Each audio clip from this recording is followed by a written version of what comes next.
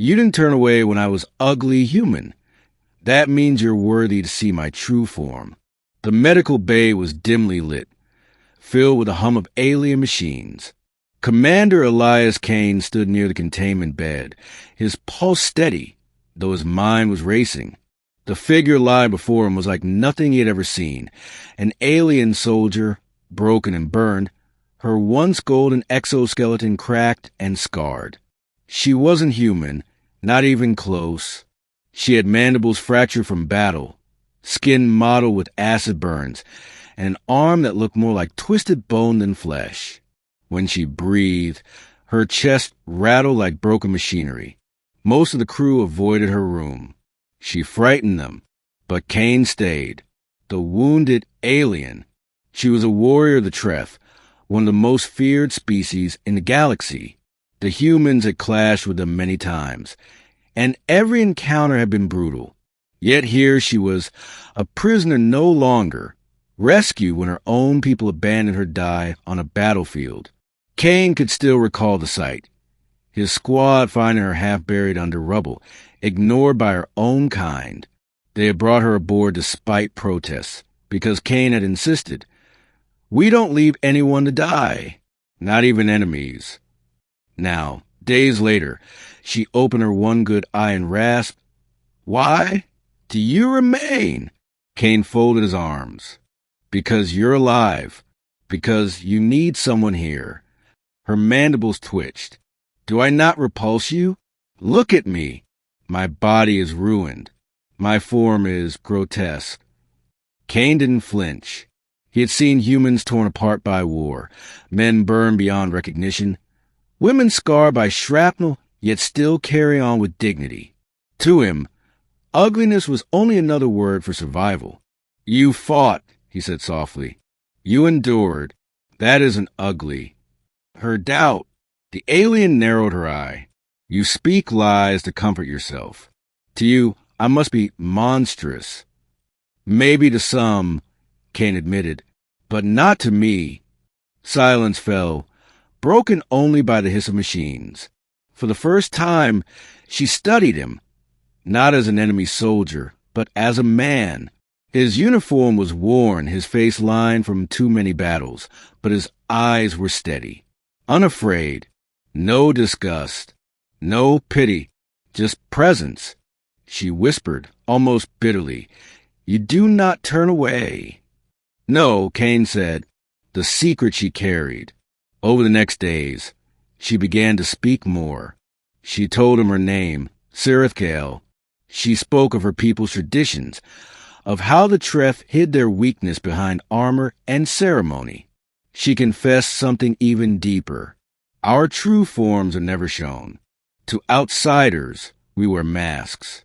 Even among ourselves, we conceal. Only the worthy may see. Kane raised a brow. "Worthy?" She hesitated. Her voice cracked. "Worthy to see what we are beneath. Our true selves."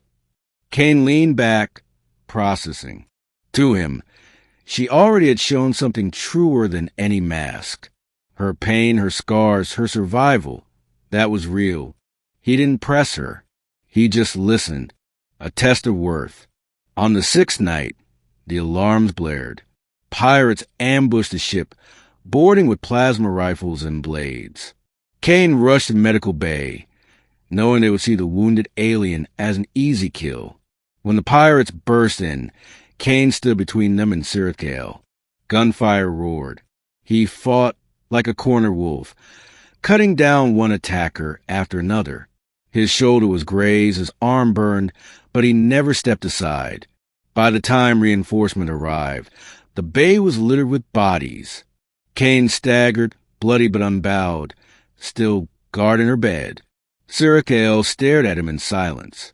For the first time, her mandibles shifted in what might have been awe. "You bled for me," she whispered. "For one not of your kind." Kane wiped his brow. "I told you I don't turn away." The revelation. That night, she spoke words that seemed heavier than stone. "Among my people, no outsider has ever shown our true form. It is forbidden. For millennia, we have hidden it, for it is not what others expect. We appear armored, insectal, terrible. That is our defense. That is the mask we show the galaxy. Kane sat beside her bed, quiet. Her voice trembled.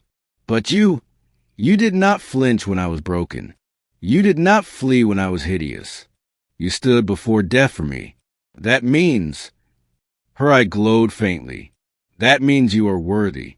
The machines hummed louder, reacting to a change in her physiology. Her broken exoskeleton cracked and peeled away. Her ruined armor fell like ash. Before Kane's eyes, Sirakel's body shifted, almost unfolding.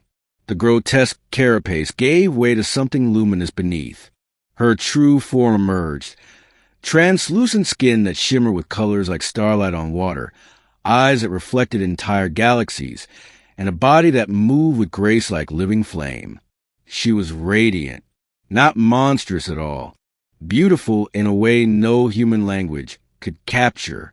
Kane blinked, breath caught. Not in fear, never in fear, but in awe. The moment of truth.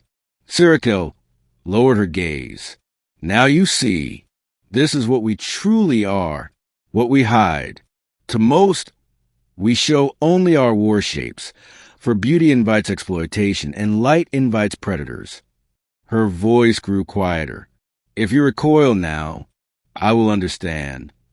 Kane took a step closer, slowly, deliberately. His hand, calloused from years of battle, reached out, not to touch, not yet, but to show he wasn't retreating. I told you before, he said softly. I don't turn away. Her eyes shimmered like stars. You mean it? Yes, Kane said, ugly or radiant. Armor or truth makes no difference. You're still you, a new bond.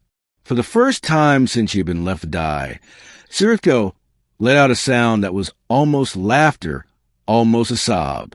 Her glow brightened, filling the room with warmth. You are strange, human, she whispered.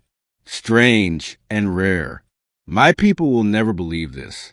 But I do. Kane gave a tired smile. Guess that makes us both rare.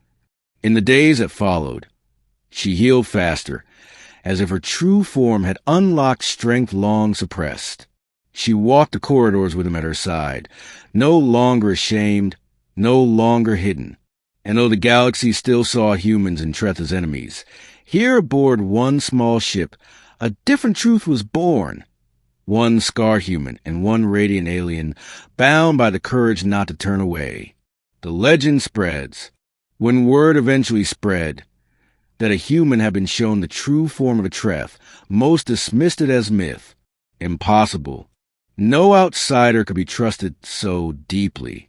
But those who met Kane later swore they saw in his eyes a quiet knowledge, a respect that ran deeper than treaties. And those who saw Sirakel beside him spoke of a light in her presence, a radiance she no longer hid. The galaxy whispered, half in awe, half in fear. If a human could earn the trust of the Tref, what else were they capable of?